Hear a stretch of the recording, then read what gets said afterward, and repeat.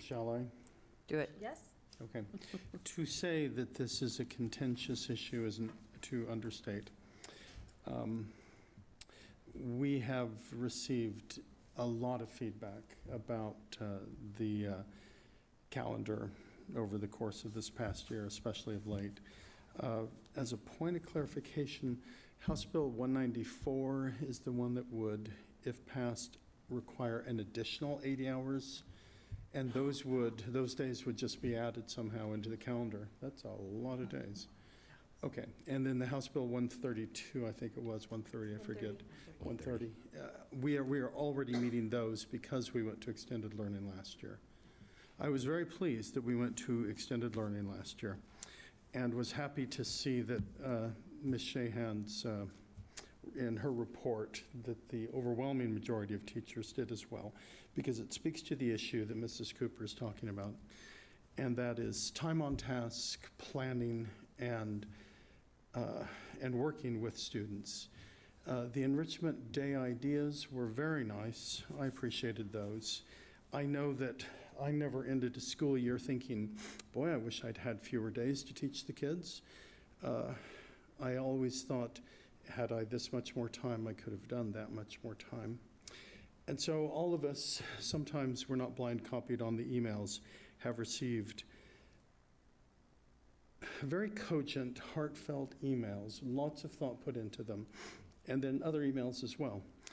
And in some of those emails, they talk about child care, about custody issues, questions of learning loss that have gone both ways, questions about athletics and placement there, summer enrichment, any number of issues which are contentious about the change in the calendar that we've done. And to address some of the public input, we did, I can't speak for all board members, but yes, I did watch the town hall and did not ignore the input from that meeting as well. The survey may not have been written as well as it could have been, although I believe there was a committee put together to create that survey. So we did our best to make sure that that was as well done as possible. Thought exchange had some thoughts. That's an interesting platform. I read through hundreds and hundreds of comments on there. And when I talked to teachers, as they said when they were evaluating the survey, that for each comment they read, they could not go to the next one unless they evaluated it. I wasn't taking the survey, I was just looking at the results. And so I found a lot of repetition and other things. I wish that could have been organized better.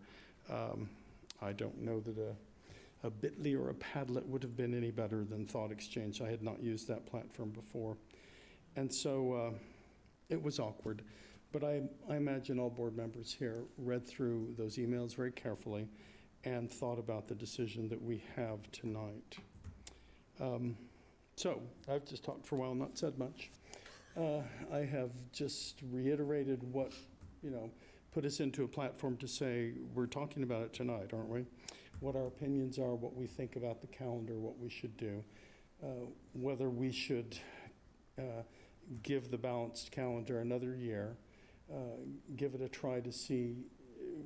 A lot of the comments were, don't change in the middle of the stream, please give us something and have some consistency. And that was across the board, no matter what calendar people wanted. And so having said that, may I turn back over? I don't know that any number of reasons why different things would work. When I looked at it from my own perspective, I saw, well, 3 of my advanced placement summer institutes are going to be during next year's school year.